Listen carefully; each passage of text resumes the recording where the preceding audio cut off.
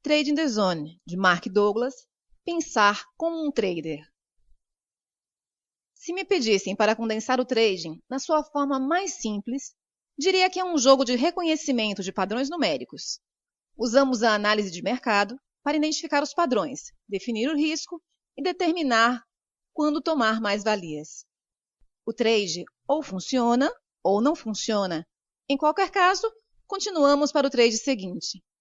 É tão simples quanto isto, mas certamente não é fácil.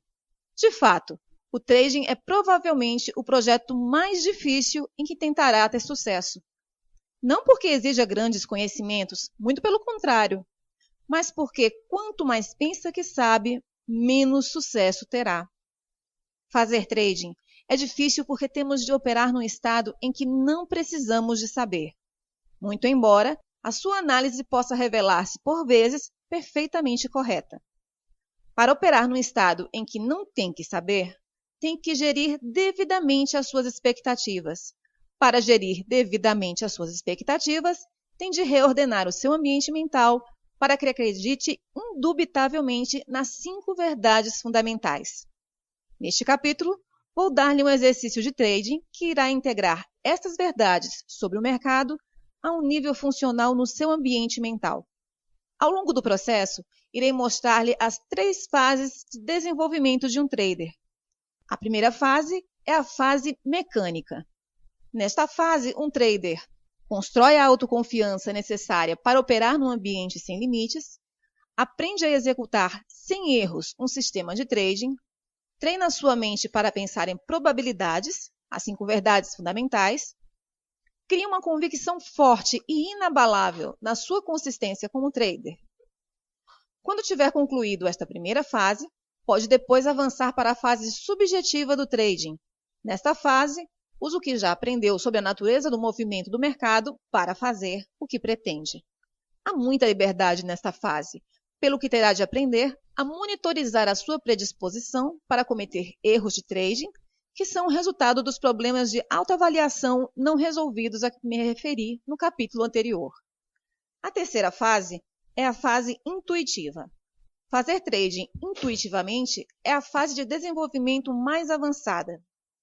É o equivalente, no trading, a chegar à faixa preta nas artes marciais. A diferença é que não tentamos ser intuitivos, porque a intuição é espontânea. Não vem daquilo que sabemos a um nível racional. A parte racional da nossa mente é estruturalmente desconfiada da informação que recebe de uma fonte que não compreende. Ter a sensação que algo está prestes a acontecer é uma forma de saber muito diferente de saber racionalmente. Trabalhei com muitos traders que tinham frequentemente uma sensação intuitiva muito forte do que ia acontecer a seguir, e viam-se confrontados com a parte racional de si mesmos, que persistentemente lutava por agir de outra forma. É claro que se tivessem seguido a sua intuição, teriam experimentado um resultado muito satisfatório.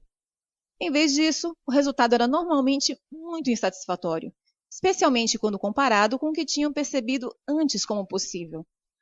A única forma que conheço em que pode tentar ser intuitivo é trabalhando na criação de um estado mental que esteja o mais disponível possível para receber os seus impulsos intuitivos e agir com base neles. A fase mecânica. A fase mecânica do trading está especificamente concebida para construir o tipo de aptidões de trading, confiança, segurança e pensamento em probabilidades que irão compeli-lo a criar resultados sustentados. Defino resultados sustentados como uma curva de resultados em crescimento regular, mostrando perdas ligeiras, que são a consequência natural de oportunidades identificadas no mercado que não funcionaram. A não ser que descubra um padrão que vire as probabilidades de um trade ganhador a seu favor, alcançar uma curva de resultados crescente implica eliminar sistematicamente qualquer hipótese de cometer o tipo de erros que resultam do medo, da euforia ou da autoavaliação que descrevi neste livro. Eliminar os erros e melhorar o seu sentido de autoavaliação irá exigir a aquisição de aptidões que são todas de natureza psicológica. As aptidões são psicológicas porque cada uma, na sua forma mais pura, é simplesmente uma convicção. Lembre-se que as convicções determinam o nosso estado mental e moldam as nossas experiências de forma que reforçam constantemente aquilo que já acreditamos ser verdade. O grau de veracidade de uma convicção, relativamente às condições ambientais, pode ser determinado pela medida em que nos serve, ou seja, pela medida em que nos ajuda a satisfazer os nossos objetivos. Se produzir resultados sustentados for o seu objetivo principal como trader, então criar uma convicção, um conceito consciente dotado de energia que resiste à mudança e exige a expressão de que eu sou um trader consistentemente bem-sucedido, irá funcionar como a principal fonte de energia que irá gerir as suas percepções, interpretações, expectativas e ações, de modo que satisfaçam a convicção e, consequentemente, o seu objetivo. Criar uma convicção dominante de que eu sou um trader consistentemente bem-sucedido requer adesão a diversos princípios de sucesso consistente. Alguns destes princípios irão, sem dúvida, entrar em conflito com alguma das convicções que já adquiriu sobre o trading. Se for o caso, então o que tem é um exemplo clássico de uma convicção que está em conflito com o desejo. Neste caso, a dinâmica energética não é diferente da que existia no exemplo da criança, que queria ser como as outras crianças que não tinham medo de brincar com cães. Ela queria expressar-se de um modo que considerava, pelo menos de início, praticamente impossível. Para satisfazer o seu desejo, teve de entrar gradualmente num processo ativo de transformação. A sua técnica era simples. Tentava, tanto quanto podia, concentrar-se no que pretendia e, pouco a pouco, desativava a convicção anterior, reforçando a convicção que correspondia ao seu desejo. Num determinado momento, se esse for o seu desejo, terá também de entrar gradualmente no mesmo processo de transformação para se tornar um ganhador consistente. Quando se trata de transformação pessoal, os ingredientes mais importantes são a força de vontade, a clareza do propósito e a intensidade do desejo. Em última análise, para que este processo funcione, tem de escolher a consistência em detrimento de todas as outras razões ou justificações que tenha para fazer trading. Se todos esses ingredientes estiverem presentes em grau suficiente, então, independentemente dos obstáculos internos com que seja confrontado, aquilo que deseja irá acabar por prevalecer. Observe-se a si mesmo. O primeiro passo no processo de obtenção de consistência é começar a reparar naquilo que pensa, diz e faz. Por quê? Porque tudo o que pensamos, dizemos ou fazemos como traders contribui para alguma convicção no nosso sistema mental e, por conseguinte, reforça-a. Como o processo de se tornar consistente é de natureza psicológica, não é surpresa ter que começar a prestar atenção aos seus vários processos psicológicos. A ideia é aprender a tornar-se um observador atento dos seus próprios pensamentos, palavras e atos. A sua primeira linha de defesa contra o erro do trading é dar por si mesmo a pensar sobre ele. É claro que a última linha de defesa é dar por si próprio a agir. Se não se empenhar em tornar-se um observador atento destes processos, as suas tomadas de consciência virão sempre depois da ação, normalmente quando já está num profundo estado de arrependimento e frustração. Observar-se a si mesmo de forma objetiva implica fazê-lo sem sentido de reprovação ou crítica. Isso pode não ser fácil para algumas pessoas, tendo em conta o tratamento crítico e reprovador que ao longo das suas vidas podem ter recebido de outras pessoas. O resultado é aprender a associar o erro à dor emocional. Ninguém gosta de estar no estado de dor emocional, por isso é normal evitarmos tanto quanto possível reconhecer ou encarar um erro. Não encarar os erros das nossas vidas diárias normalmente não tem as mesmas consequências desastrosas se o fizermos como traders. Se produzir resultados sustentados depende da eliminação do erro, então é uma meia-verdade dizer que terá uma grande dificuldade em atingir o seu objetivo se não conseguir reconhecer o erro. Obviamente, isso é algo que muitas poucas pessoas conseguem fazer. E explica por que razão há tão poucos ganhadores sustentados. De fato, a tendência para não reconhecer um erro é tão comum na espécie humana que nos poderia levar a pensar que é uma característica estrutural da natureza humana. Não acredito que assim seja, nem acredito que nascemos com a capacidade de nos ridicularizarmos ou nos sentirmos inferiores por cometermos uma falha, um erro de cálculo ou um lapso. Cometer erros é uma consequência natural de estar vivo e irá continuar assim até chegarmos a um ponto em que 1. Todas as nossas convicções estejam em absoluta harmonia com os nossos desejos e 2. Todas as nossas convicções estejam estruturadas de tal forma que estejam completamente em consonância com aquilo que funciona da perspectiva do ambiente. Obviamente que se as nossas convicções não estão em consonância com aquilo que funciona da perspectiva do ambiente, o potencial para cometer erros é alto, se não for mesmo inevitável. Não conseguiremos perceber o conjunto adequado de passos a dar para alcançarmos o nosso objetivo. Pior ainda, não conseguiremos perceber que aquilo que queremos pode não ser possível, ou possível na quantidade que desejamos ou na altura em que queremos. Por outro lado, os erros que resultam de convicções em conflito com os nossos objetivos nem sempre são visíveis ou óbvios. Sabemos que irão agir como forças oponentes, expressando as suas versões da verdade sobre a nossa consciência, e podem fazê-lo de diversas formas. O mais difícil de detectar é um pensamento que distrai, que causa um lapso momentâneo da concentração. À primeira vista, isto pode não parecer significativo, mas, tal como na analogia da ponte sobre o desfiladeiro, quando está muito em risco, uma pequena distração pode resultar num erro de proporções desastrosas. Este princípio aplica-se seja ao trading, a eventos desportivos ou à programação informática. Quando o nosso propósito é claro e não é traído por qualquer energia em oposição, então a nossa capacidade de nos mantermos focados é maior e torna mais provável alcançarmos o nosso objetivo. Defini anteriormente uma atitude ganhadora como uma expectativa positiva dos nossos esforços, com uma aceitação de que quaisquer que sejam os resultados, eles são um reflexo perfeito do nosso nível de desenvolvimento e daquilo que precisamos de aprender a fazer melhor. O que distingue os atletas e os artistas consistentemente fantásticos de todos os outros é a sua nítida ausência de medo de cometer um erro. A razão por que não tem medo é que não têm razão para se sentirem inferiorizados quando cometem um erro, significando que não têm uma reserva de energia com carga negativa à espera de brotar e atacar o seu processo de pensamento consciente como um leão que espera o momento certo para atacar a sua presa. O que é que explica esta capacidade rara para ultrapassarem rapidamente os seus erros sem se autocriticarem?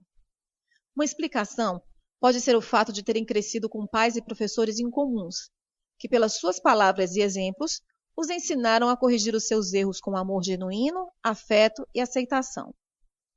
Digo incomuns porque muitos de nós crescemos precisamente com a experiência oposta.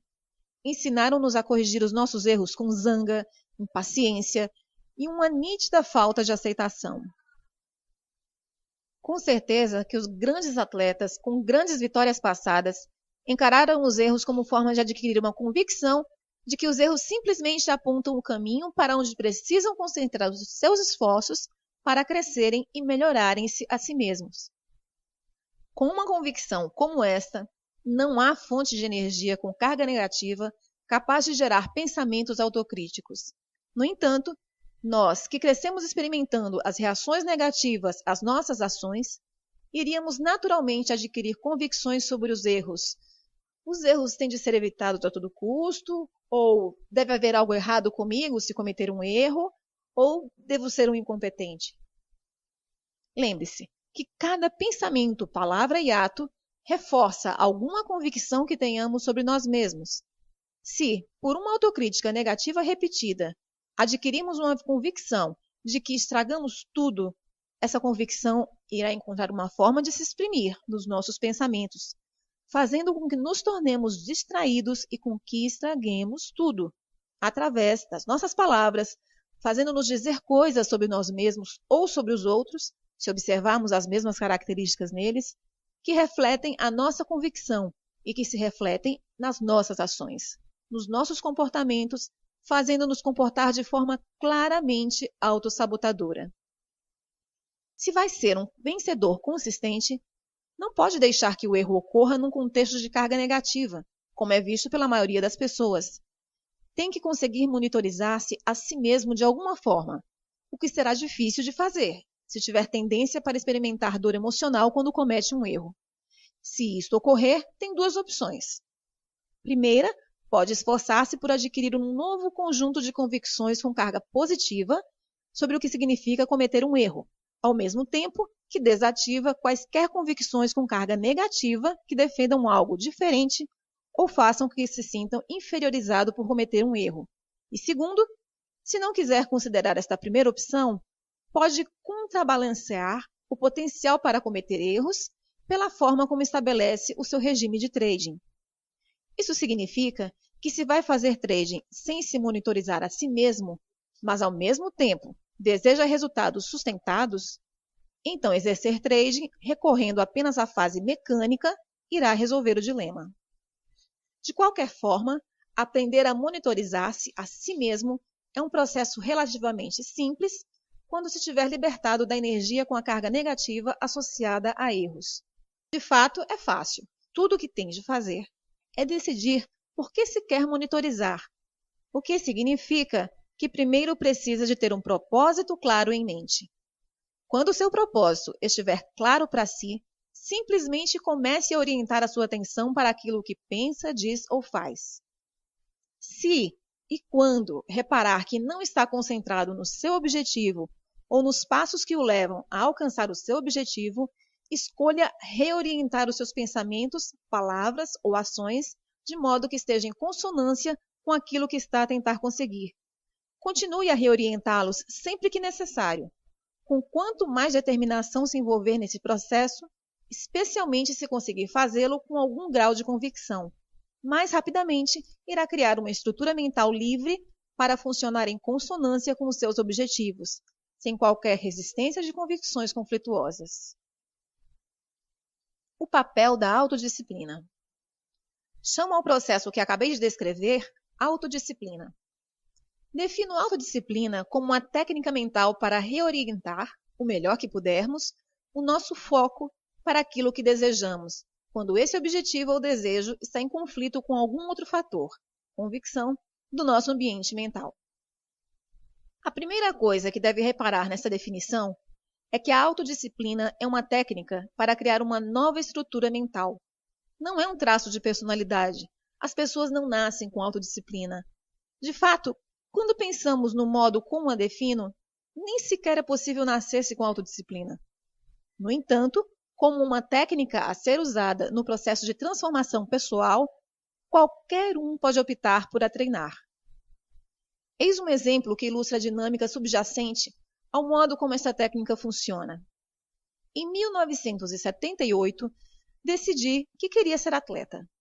Não me lembro exatamente de qual era a minha motivação subjacente, exceto ter passado os 8 anos anteriores num estilo de vida muito inativo.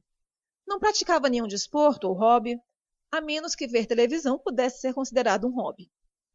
Anteriormente, tanto no liceu como pelo menos durante parte do período que frequentei a universidade, era muito ativo no desporto, especialmente no hóquei. No entanto, depois de sair da universidade, a minha vida desenrolou-se de uma forma muito diferente da que esperava. Não era concretamente o que desejava, e sentia-me impotente para reagir. Isto conduziu-me a um período de inatividade, que é uma forma simpática de dizer que estava fortemente deprimido. De novo, não tenho a certeza do que me incitou a querer subitamente a tornar-me atleta. Se calhar vi algum programa de TV que despertou meu interesse. Lembro-me, no entanto, que a motivação era muito forte. Assim saí, comprei um par de tênis, calcei-os e fui correr. A primeira coisa que descobri foi que não era capaz. Não tinha resistência para correr mais de 60 metros. Foi surpreendente. Descobri que estava de tal modo fora de forma que nem sequer conseguia correr mais de 60 metros. Perceber isso foi tão desanimador que não tentei correr novamente durante 2 ou 3 semanas. Na vez seguinte, ainda não conseguia correr mais de 60 metros. Tentei novamente no dia seguinte, logicamente com o mesmo resultado. Fiquei tão desanimado com a minha condição física que não corri de novo durante mais 4 meses. Estamos na primavera de 1979. Estou mais uma vez determinado a fazer desporto, mas, ao mesmo tempo, muito frustrado com a minha falta de progressos. Enquanto contemplava o meu dilema, ocorreu-me que um dos meus problemas era que não tinha um objetivo em função do qual trabalhar. Era ótimo dizer que queria ser corredor, mas o que significava isso? Na realidade, não sei. Era demasiado vago e abstrato. Tinha de ter algo mais tangível em função de que trabalhar. Assim, decidi que queria conseguir correr 8 quilômetros até o final do verão. 8 quilômetros pareciam na altura inconquistáveis, mas pensar que seria capaz de o fazer gerou em mim uma grande dose de entusiasmo. Este maior nível de entusiasmo deu-me um incentivo suficiente para correr 4 vezes naquela semana. No final dessa primeira semana, fiquei surpreendido ao descobrir que bastou um pouco de exercício para melhorar a minha resistência e capacidade para correr mais. Isso aumentou meu entusiasmo, pelo que saí e fui comprar um cronômetro e um caderno para usar como diário de corrida. Defini um percurso de 3 quilômetros e assinalei cada 250 metros. No diário, registrava a data, a distância, tempo e como me sentia fisicamente cada vez que corria. Ora, eu pensava que estava no caminho certo para os 8 quilômetros, quando literalmente esbarrei na minha próxima série de problemas. Os maiores eram os pensamentos conflituosos, que me distraíam e me invadiam a consciência sempre que decidia sair e correr. Fiquei estupefato com o número e intensidade das razões que encontrava para não o fazer. Está calor, o frio, parece que vai chover, ainda estou cansado desde a última vez que corri, mesmo tendo sido há 3 dias. Não conheço ninguém que faz isto. Ou, o mais comum, vou depois deste programa terminar. E é claro que nunca ia. Não conhecia outro modo para lidar com essa energia mental conflituosa a não ser reorientar a minha atenção consciente para aquilo que tentava conseguir. Eu queria mesmo chegar aos 8 quilômetros até o final do verão. Descobri que, por vezes, o meu desejo era mais forte do que o conflito. Em resultado, não conseguia calçar os meus tênis, sair mesmo de casa e correr. No entanto, foram mais as vezes em que os meus pensamentos contrários me deixaram parado. De fato, nas fases iniciais, estimo que 2/3 do tempo não consegui ultrapassar a energia negativa. O próximo problema que me deparei foi quando me aproximei dos 1.500 metros. Fiquei tão entusiasmado comigo mesmo que me ocorreu que iria precisar de um mecanismo adicional para me fazer chegar aos 8.000. Pensei que quando chegasse ao ponto em que não conseguisse correr 3 ou talvez 5 quilômetros, ficaria de tal modo satisfeito comigo mesmo que não iria sentir qualquer necessidade de cumprir o meu objetivo dos 8 quilômetros. Assim, estabeleci uma regra para mim mesmo. Poderia chamar-lhe a regra dos 8 quilômetros. Se eu conseguisse calçar o meu tênis e sair, apesar de todos os pensamentos conflituosos a tentarem dissuadir-me de o fazer, comprometia-me a correr pelo menos mais um passo do que da última vez. Tudo bem se corresse mais do que um passo, mas nunca podia ser menos do que um passo, seja qual fosse a razão. Acontece que nunca quebrei essa regra e no final do verão atingi os 8 quilômetros. Mas depois aconteceu algo realmente interessante e completamente inesperado. Quando me aproximei de atingir o meu objetivo dos 8 quilômetros, pouco a pouco os pensamentos conflituosos começaram a dissipar-se e acabaram por desaparecer. Nessa altura, descobri que se eu queria correr, era completamente livre de o fazer sem qualquer resistência mental, conflito ou pensamentos conflituosos. Considerando a luta que tinha sido, fiquei no mínimo estupefato. O resultado Continuei a correr regularmente durante os 16 anos seguintes. Para quem está interessado, não corro tanto agora, porque há 5 anos decidi voltar a jogar novamente hóquei. E o hóquei é um esporte extremamente exigente. Às vezes jogo 4 vezes por semana. Tendo em conta a minha idade, mais de 50, e o nível de esforço que o esporte exige, normalmente eu preciso de um dia ou 2 para recuperar, o que não me deixa muito tempo para correr. Ora, se pegar nessas experiências e as puser no contexto daquilo que compreendemos agora quanto à natureza das convicções, há algumas observações que temos de fazer. 1. Inicialmente, o meu desejo de correr não tinha qualquer base de suporte no meu sistema mental. Ou seja, não havia qualquer outra fonte de energia, qualquer conceito dotado de energia a precisar de se manifestar, em consonância com o meu desejo. 2. Tive de fazer algo para criar esse suporte.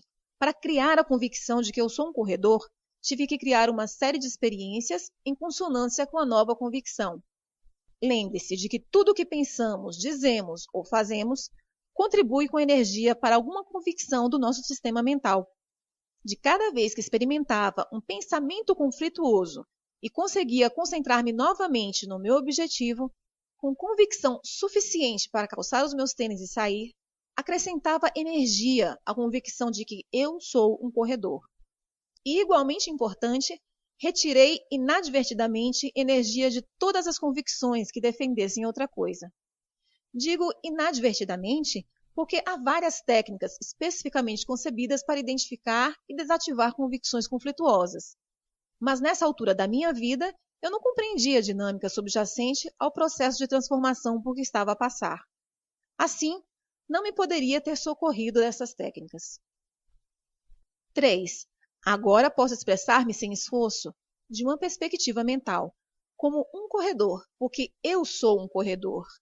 Esse conceito dotado de energia é agora uma parte em funcionamento da minha identidade. Quando comecei pela primeira vez, acontece que tinha algumas convicções conflituosas sobre correr. Em resultado, precisava que a técnica da autodisciplina se tornasse uma convicção. Agora não preciso de autodisciplina, porque ser um corredor é o que eu sou. Quando as nossas convicções estão completamente alinhadas com os nossos objetivos ou desejos, não há fonte de energia conflituosa. E se não há fonte de energia conflituosa, então não há fonte de pensamentos que cause distração, desculpas, racionalizações, justificações ou erros, consequentes ou subconscientes. 4. As convicções podem ser alteradas e, se for possível alterar uma convicção, então é possível alterar qualquer convicção, se compreendermos que na realidade não estamos a alterá-la, mas somente a transferir energia de um conceito para outro, permanecendo intacta a convicção que se pretende mudar. Por conseguinte, podem existir em simultâneo no nosso sistema mental duas convicções completamente contraditórias. Mas se tivermos retirado a energia de uma convicção e dotado totalmente de energia a outra, não existe contradição do ponto de vista funcional. Só a convicção combinada com a energia terá a capacidade para funcionar como uma força sobre o seu estado mental, sobre a sua percepção e interpretação da informação e sobre o seu comportamento. Ora, o único propósito de fazer trading mecanicamente é transformar-se a si mesmo num trader de sucesso consistente.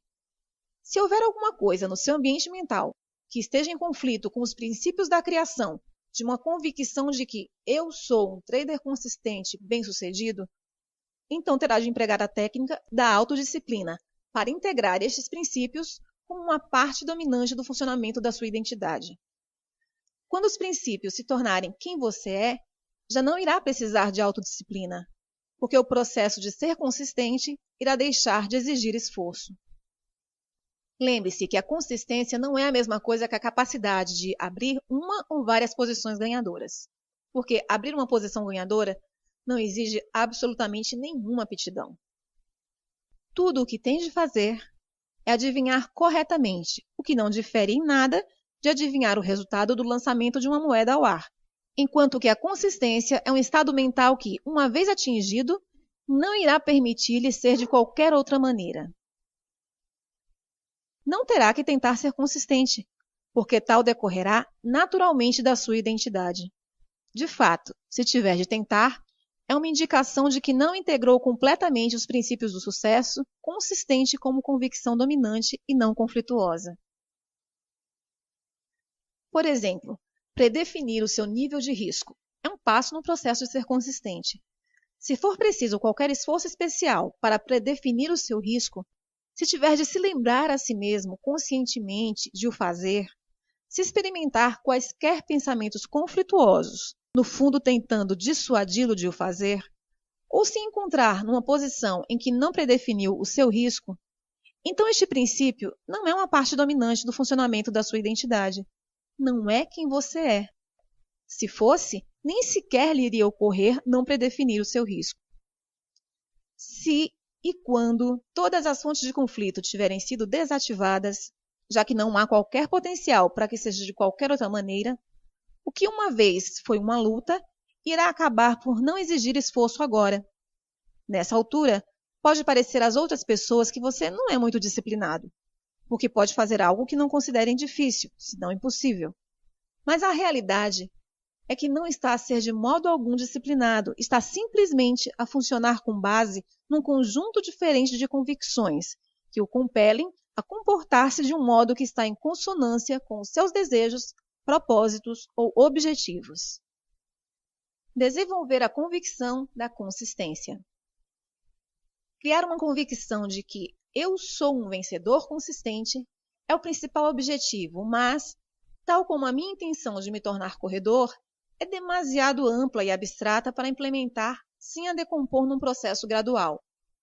Assim, o que vou fazer é decompor essa convicção nas suas menores partes e depois dar-lhe um plano para integrar cada parte com uma convicção dominante. As seguintes subconvicções são as componentes básicas que fornecem a estrutura elementar do significado de ser um vencedor consistente. Eu sou um vencedor consistente porque 1. Identifico objetivamente as minhas oportunidades. 2. Predefino o risco de cada trader. 3. Aceito completamente o risco e estou disposto a fechar a posição se o mercado se virar contra mim.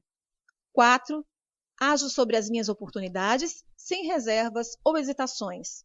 5. Tomo os meus lucros quando o mercado me disponibiliza dinheiro.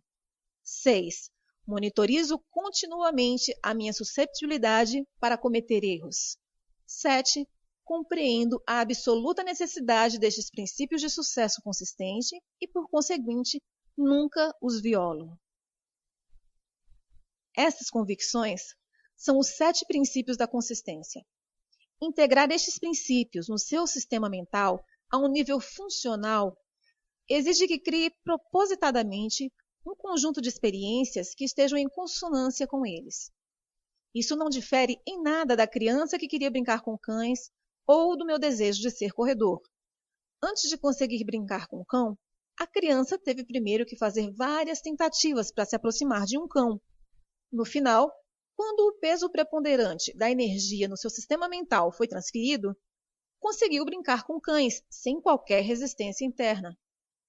Para me tornar um corredor, tive de criar a experiência de correr contra tudo dentro de mim, a defender o contrário.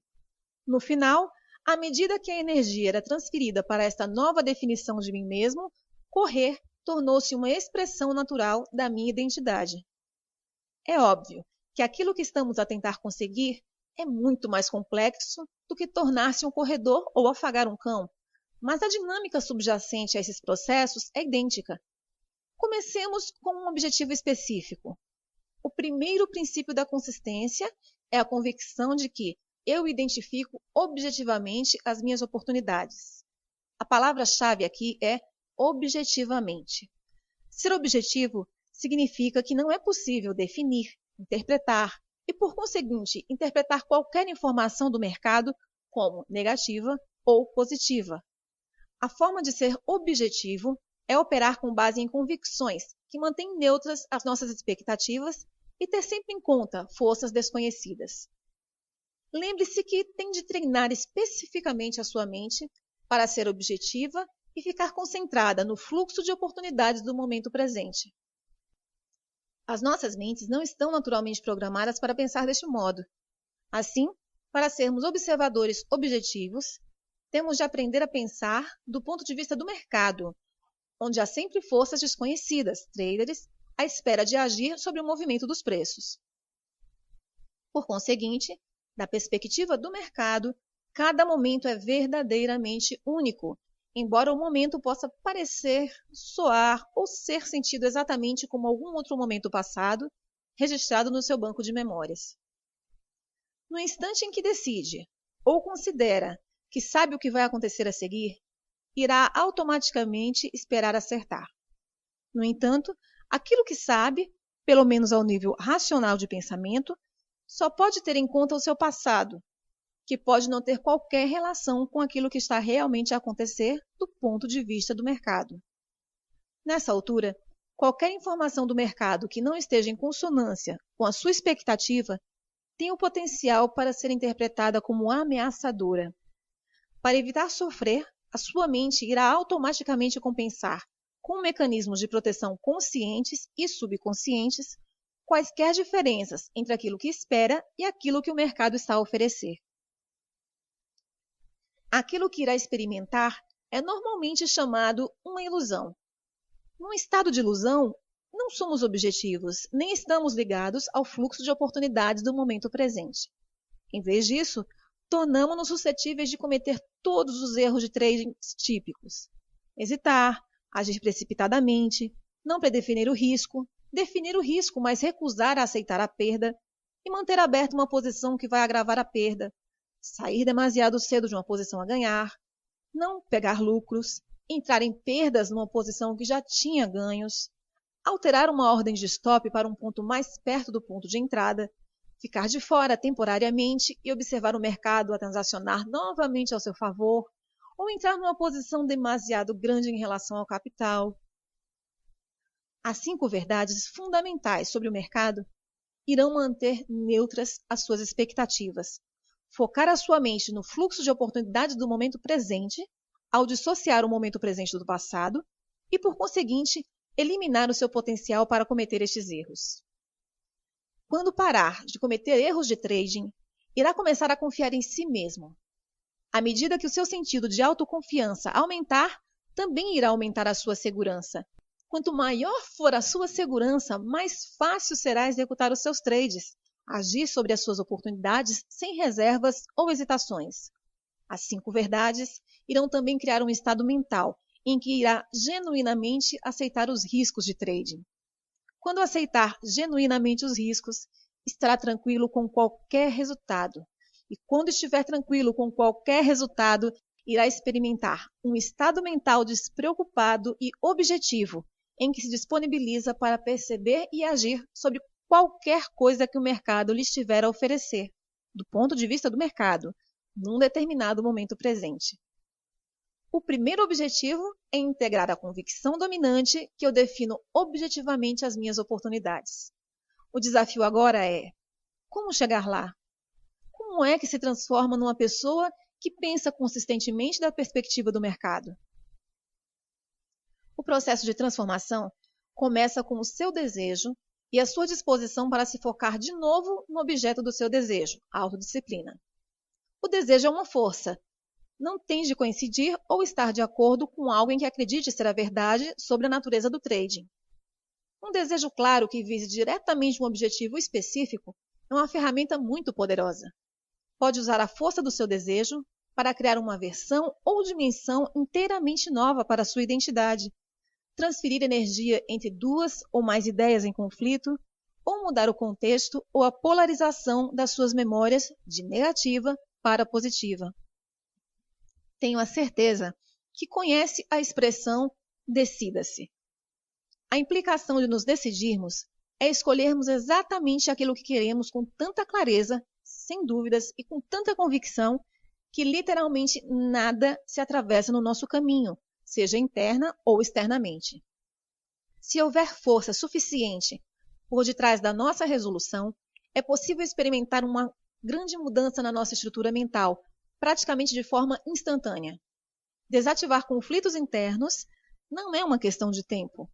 é um desejo centrado na finalidade, embora possa ser preciso uma quantidade considerável de tempo para chegar ao ponto em que realmente nos decidimos. De outro modo, na ausência de uma clareza e uma convicção extremas, a técnica da autodisciplina, com o tempo, irá fazer esse trabalho bastante bem, se, é claro, estiver disposto a usá-la. Para lá chegar, tem de decidir com o máximo de convicções e clareza que, acima de outra coisa qualquer, deseja a consistência, o estado mental de confiança, segurança e objetividade do seu trading. Isso é necessário, porque se for como a maioria dos traders, irá enfrentar algumas forças conflituosas muito temíveis.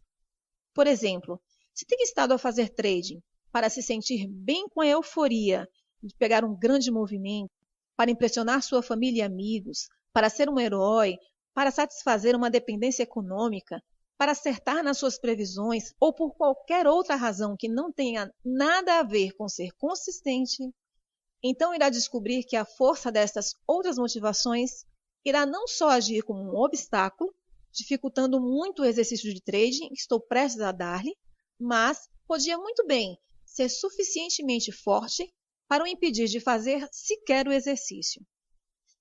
Lembra-se da criança que não tinha desejo de ser como as outras crianças e interagir com cães?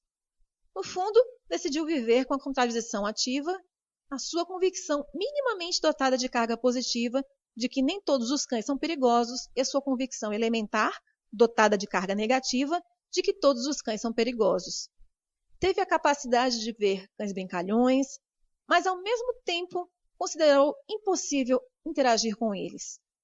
A menos que deseje mudá-lo, o desequilíbrio de energia entre estas duas convicções irá permanecer exatamente como está durante toda a sua vida. Só para começar o processo, tem de querer tanto a consistência que tem de estar disposto a desistir de todas as outras razões, motivações ou planos para fazer trading que não estejam em consonância com o processo de integração das convicções para criar consciência. Um desejo claro e intenso é um pré-requisito incondicional se quer fazer com que este processo funcione com você.